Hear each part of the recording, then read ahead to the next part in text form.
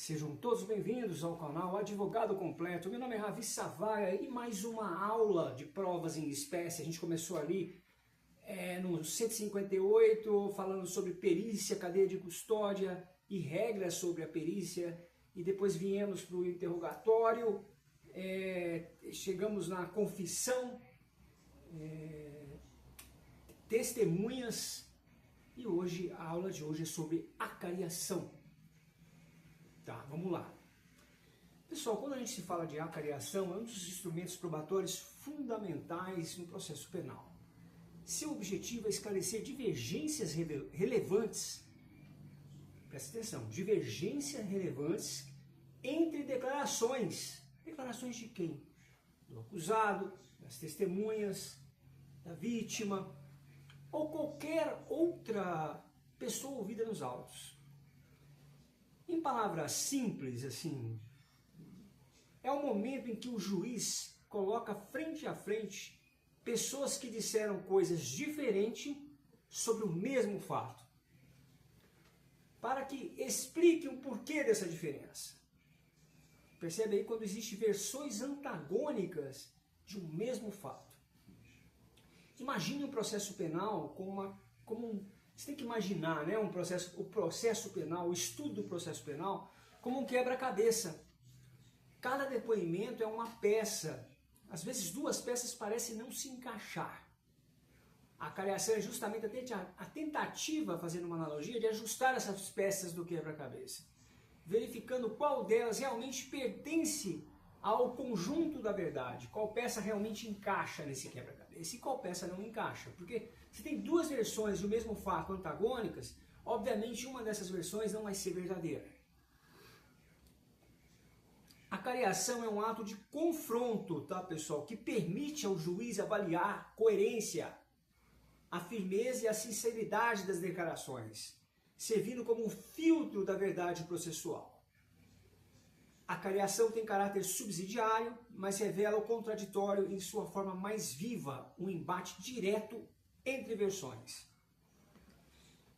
Então, se existe esse embate direto entre versões, obviamente a acariação garante a transparência da prova, permite uma revisão de contradições, fortalece a busca da verdade material e contribui para a formação da convicção do juiz, a convicção judicial. Em termos práticos, pessoal, a acariação é como um cara a cara jurídico, vamos imaginar, realizado sob um controle do juiz e dentro da legalidade, com todas as garantias processuais resguardadas. No Código de Processo Penal, a acariação começa ali no artigo 229 e 230, são dois artigos, tá? É um capítulo que chama acariação, que define quando, como e entre quem o ato de acariação pode ser realizado. O artigo 229, ele deixa claro que a acariação não é para qualquer divergência, mas somente para contradições relevantes. Isto é, divergências que podem mudar o rumo da decisão judicial. Pequenas diferenças de memória de tempo ou detalhes pequenos não justificam o ato da acariação. É preciso que a diferença entre os relatos afete a essência do fato investigado. Vou dar um exemplo aqui para elucidar. Vamos imaginar duas testemunhas dizem ter visto o réu. Uma afirma que ele usava um boné, a outra disse que não, que ele não usava esse boné e usava um uniforme de uma empresa. Esses relatos afetam a essência do fato investigado. Peraí, é um funcionário de uma empresa ou é um cara que está com boné? Aí é feita a acariação, essas duas pessoas são colocadas juntas e ocorre um embate de versões e o juiz vai analisar qual versão é verdadeira. Vamos imaginar se uma testemunha diz que o réu atirou e a outra afirma que ele fugiu desarmado. Percebe que isso aí vai mudar totalmente os fatos? Uma fala que ele atirou, a outra testemunha fala, não, ele fugiu desarmado. Então, a contradição relevante, a acariação é cabível aqui. Esse artigo 229 também define quem pode ser acariado, ou seja, participar da acariação. Entre acusados, corréus, entre acusado e testemunha, entre as próprias testemunhas, entre acusado e vítima e entre vítimas. Em todos os casos, o objetivo é aproximar versões conflitantes e permitir o juiz observar reações, posturas, hesitações, emoções, elementos que não aparecem no papel. Então uma moça falou, não, ele atirou. A outra testemunha fala, não, ele fugiu desarmado. Na acariação, as duas vão estar lado a lado, e de repente a moça que falou que o rapaz atirou, fala firme, não, ele atirou, eu vi. Pode buscar na câmera da rua que vocês vão ver, que ele estava com o revólver na mão. Tem uma firmeza. Aí o juiz vai ouvir a que falou que o cara fugiu desarmado, a outra testemunha. Não lembro muito bem, estava escuro. Eu acho que ele fugiu desarmado. Eu não consegui ver revólver na mão dele, porque eu tenho um problema de visão. Começa já a hesitar. Aí o juiz, obviamente, sabe qual é a versão certa. Logicamente, pessoal, tudo isso é corroborado com outros meios de prova. Vai ter câmera, vai ter uma perícia, obviamente pode ter a perícia e etc. A perícia de corpo de delito, se o cara morreu. Né? Então, se houve um corpo, a materialidade. Não é só a acariação. A acariação é justamente para ligar, para fechar esse quebra-cabeça e ver qual peça encaixa ali. Aí o juiz fala, você está falando que o cara fugiu? Fugiu para onde? Como é que você sabe que ele fugiu? Ah, não, eu vi ele andando, subindo a rua.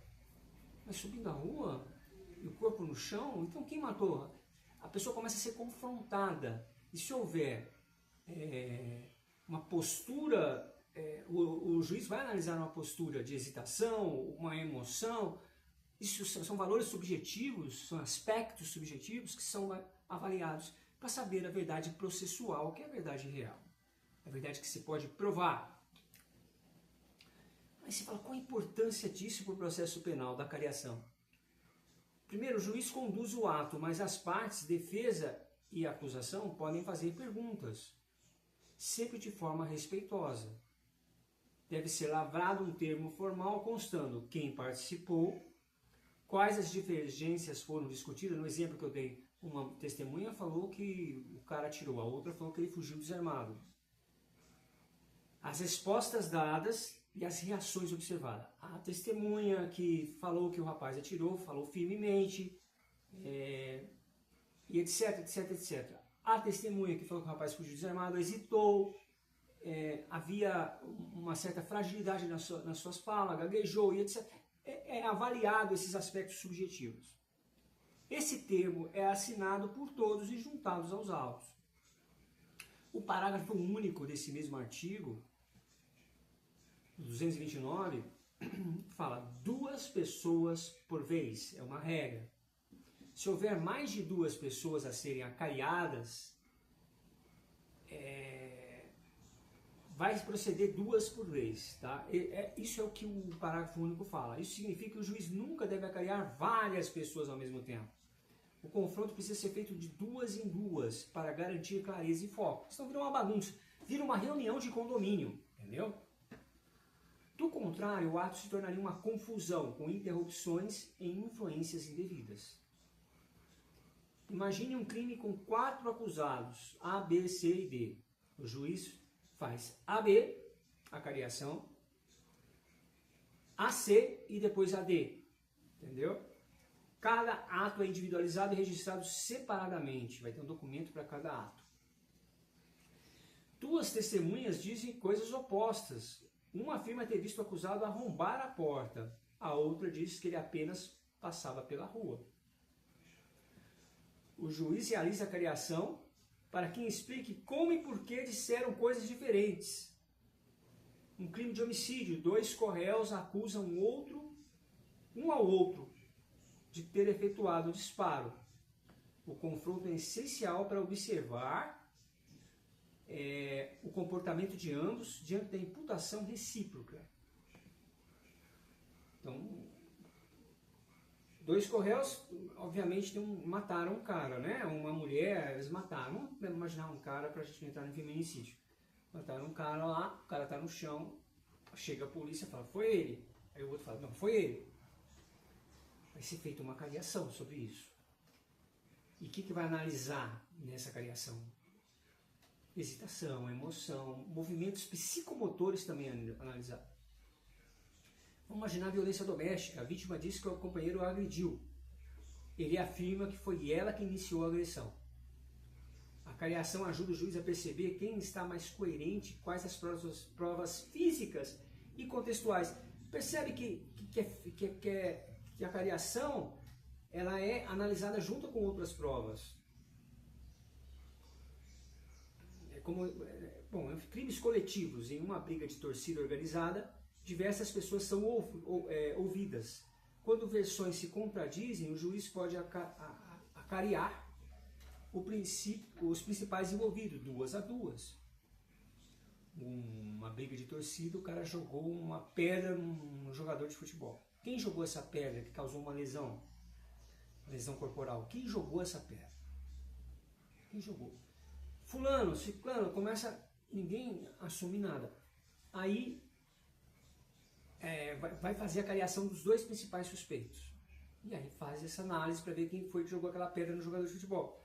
Obviamente, essa acariação vai de repente ter uma imagem que não dá para ver nitidamente quem são os 2, mas dá para ver que quem jogou era um cara de camisa branca. É um elemento importante.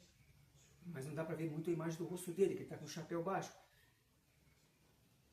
E naturalmente, às vezes, a acusação vai perguntar, quem que estava com a camisa branca? Eu. Mas não fui eu. Mas aí ele se contradiz, porque que jogou a pedra no cara de camisa branca. Então é mais ou menos um tira-tema. É como se fosse a cariação, é como se fosse uma prova dos 9, para entender qual versão é real, porque uma delas é mentirosa. Parte 2, artigo 230, cariação com pessoas ausentes. Se uma pessoa chamada para a cariação não puder comparecer, serão transmitidas as declarações da outra. Esse artigo aqui resolve situações comuns se uma das pessoas não puder comparecer à audiência. A resposta é prática. Primeiro, o juiz comunica as divergências à pessoa presente. Depois, se o problema persistir, o juiz expede carta precatória para o local onde a pessoa ausente mora, pedindo que o juiz do local realize a cariação. Isso é quando está fora da comarca do juiz.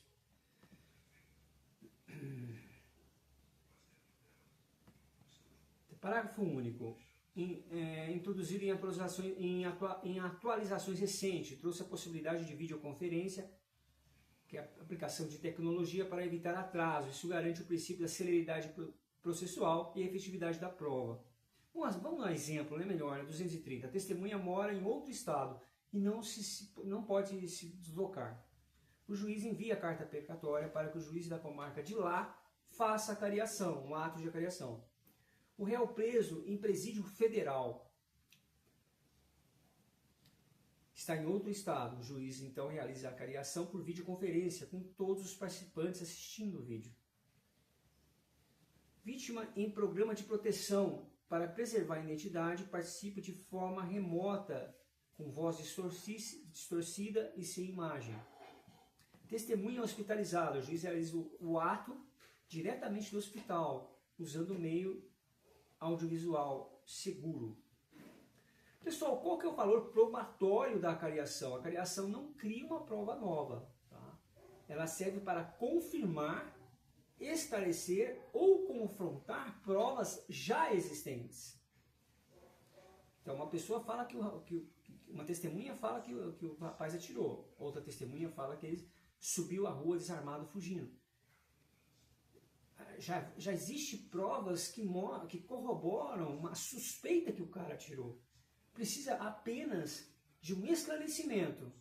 Então, o valor probatório da cariação não é criar uma prova, mas sim confirmar uma prova já existente. O juiz deve analisá-la junto com um conjunto probatório, nunca isoladamente. O valor da cariação está nas palavras, não está nas palavras, mas nas atitudes, no olhar, na reação, na coerência entre emoção e discurso. Ou seja, o juiz observa comportamento, expressão, hesitação, linguagem corporal para avaliar a credibilidade. Vamos imaginar, durante uma acariação, o réu evita encarar a vítima e demonstra nervosismo ao ser questionado sobre o momento do crime. Isso não prova culpa, mas reforça indícios já existentes em outras palavras, em outras provas. Aspectos formais, como o ato deve ser registrado, o ato de acariação. O juiz deve lavrar um termo detalhado com o nome das pessoas acariadas, divergências debatidas, perguntas e respostas feitas para a acusação ou defesa, ou por ele mesmo, observações sobre reações, assinatura de todos. Nos processos modernos, o termo também é gravado em áudio e vídeo, conforme o artigo 405, parágrafo 2º do CPP.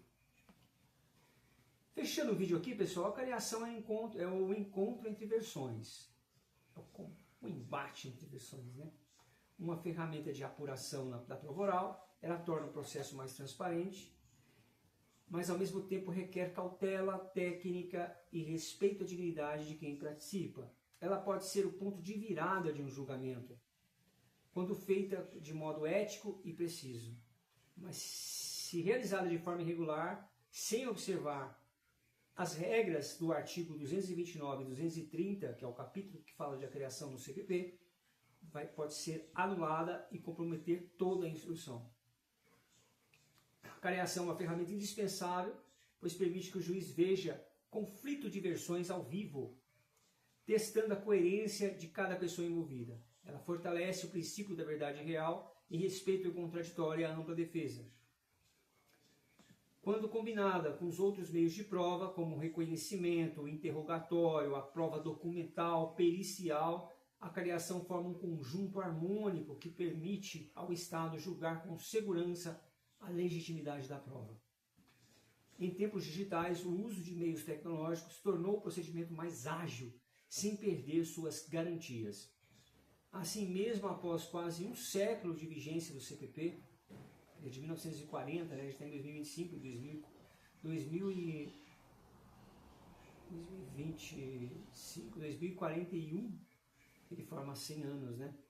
A acariação continua sendo uma das provas mais humanas do processo penal, pois coloca as pessoas frente a frente.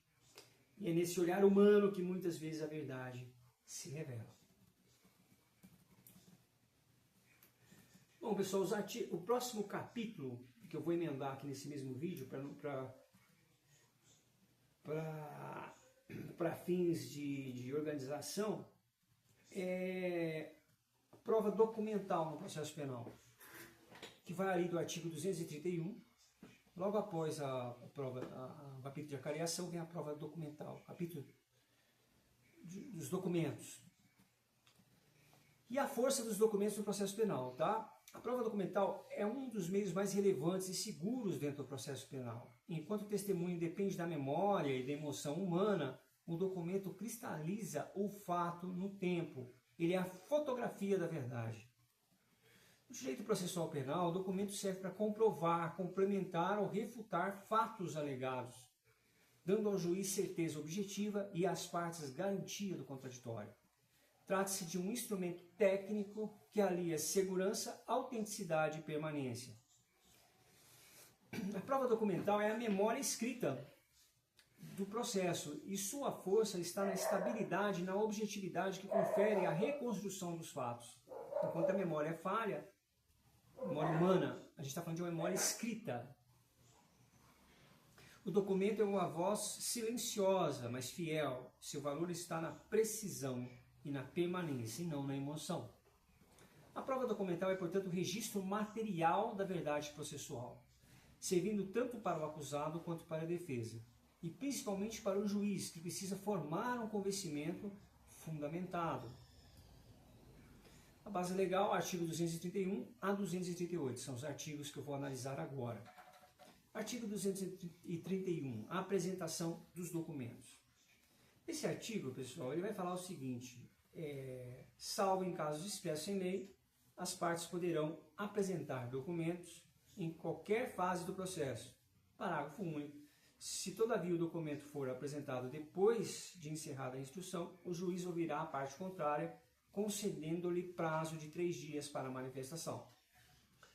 O caput desse artigo ele consagra o princípio da ampla admissibilidade de prova documental, permitindo que documentos sejam apresentados a qualquer tempo, até mesmo na fase da sentença, desde que sejam úteis à verdade dos fatos.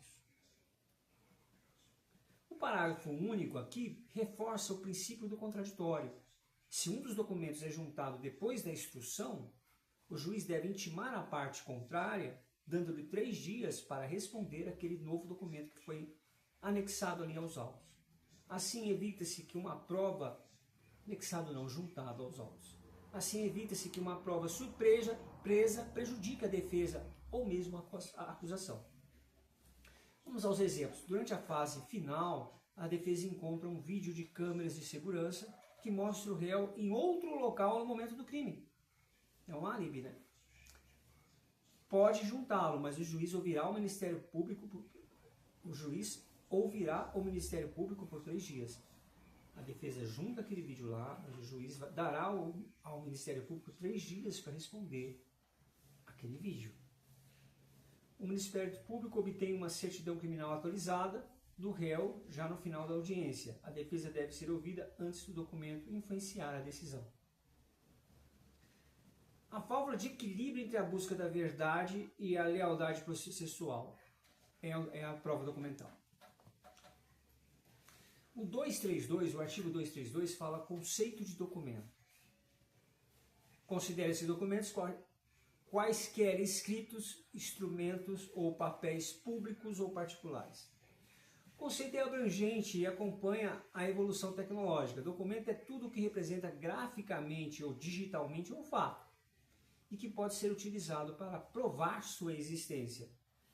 Hoje, o conceito inclui papéis escritos, contratos, recibos, atas, documentos eletrônicos, e-mails, prints, mensagem, fotografia, vídeos e gravação de áudio, registros digitais, dados de GPS, metadados, logs de aplicativo. Exemplos práticos: um extrato bancário digital que comprova a origem de um valor lícito, uma foto publicada em rede social, pode confirmar a presença do acusado em outro local, um print de conversa pode ser aceito desde que autenticado por perícia ou ata notarial. A noção de documento, pessoal, tem que acompanhar a era digital, admitindo inclusive conteúdos armazenados em nuvens, desde que garantindo a sua autenticidade. O artigo 233 ele fala de carta particulares obtida por meios ilícitos. O caput, o parágrafo único, consagra o princípio da prova ilícita, alinhado ao artigo 5º da Constituição Federal. Nenhuma prova obtida por meio criminoso, como interceptação ilegal, e-mails, gravações clandestinas, invasão de conta, pode ser usada contra alguém. Mas, se ela beneficiar o réu, pode ser aceita. Aqui tem aquela história do princípio da proporcionalidade. O cara ele entra sem mandato numa casa, ele fere o princípio da inviolabilidade do domicílio, mas encontra lá uma pessoa sequestrada.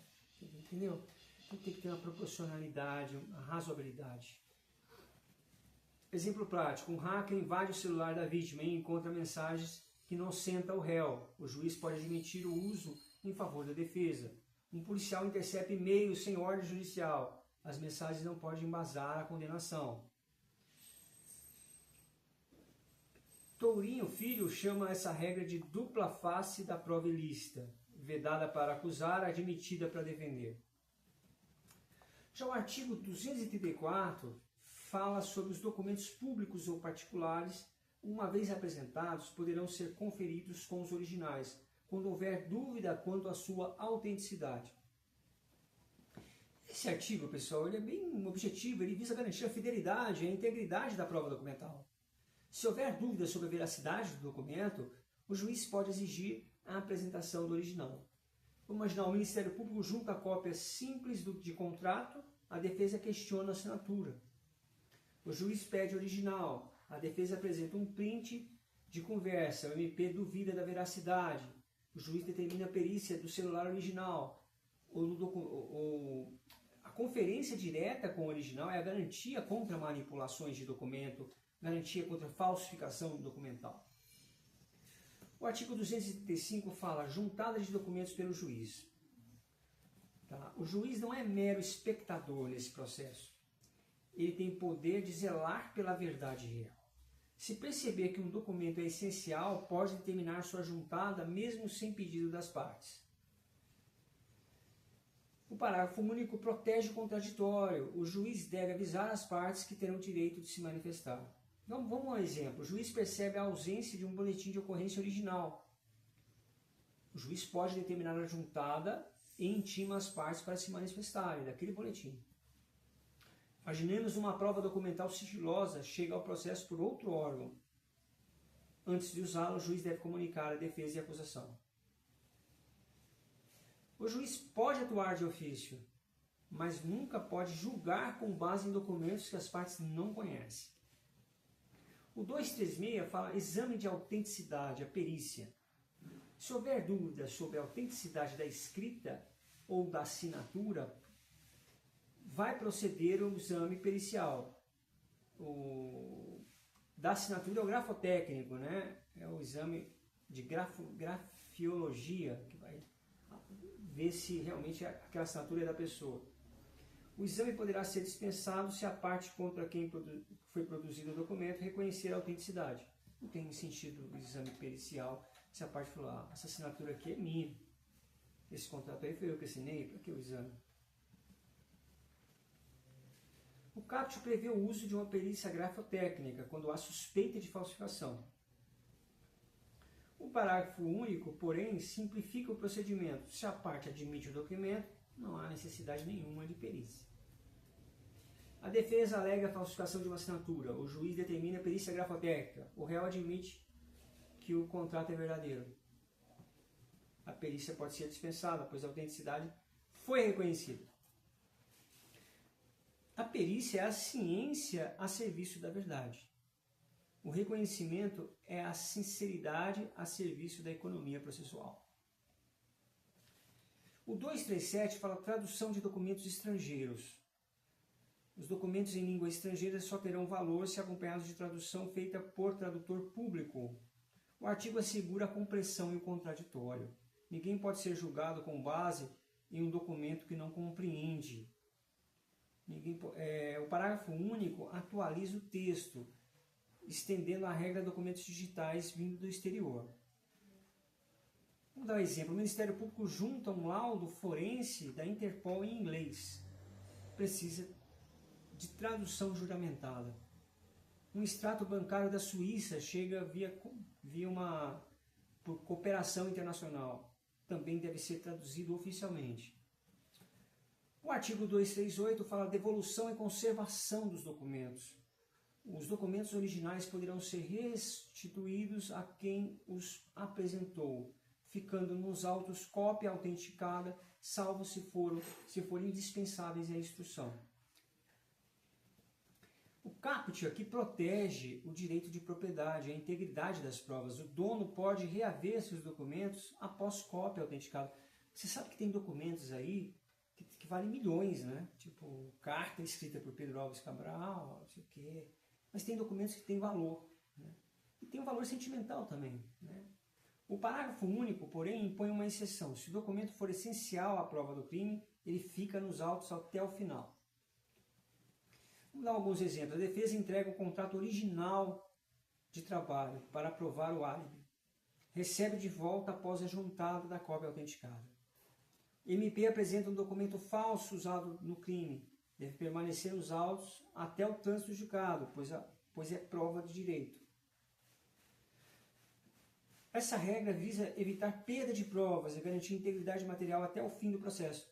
É porque eu lembrei aqui de um contrato dos Beatles, o primeiro contrato que os Beatles assinaram com uma gravadora, se não me engano, de 62, foi leiloado a 10 milhões de dólares, uma coisa assim. Era contato com a assinatura do John, do Paul, do George Ringo e do Brian Epstein, que era o empresário dos Beatles. Isso aqui não tem nada a ver com isso, mas você fala valor do documento, ele tem um valor monetário e tem um valor também sentimental. Às vezes não necessariamente monetário, às vezes sentimental, mas aqui explica que a pessoa pode tirar uma cópia e ficar com o documento, com uma exceção aqui do parágrafo único. Se o documento for essencial à prova do crime, ele fica lá, original, mas depois que termina é devolvido para a pessoa. Então é isso, pessoal. Falei de acariação e falei de prova documental.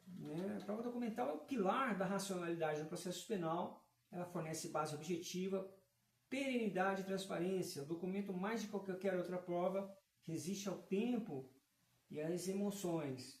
Sua admissão é ampla, mas deve respeitar o contraditório, a legalidade, a autenticidade, tradução e acessibilidade e preservação. A prova documental é o registro físico ou digital da verdade processual. Ela não apenas confirma fatos, protege o processo de manipulações e dá ao juiz elemento estável e verificável. Com os parágrafos únicos devidamente observados e analisados aqui no vídeo, o sistema processual penal garante equilíbrio entre verdade e garantia, evitando tanto o formalismo cego quanto a forma arbitrária. Em um tempo de provas digitais e inteligência artificial, o valor da prova documental continua o mesmo, ser o testemunho material da verdade, sob o olhar clínico da justiça. É isso, pessoal. Muito obrigado. Até o próximo vídeo.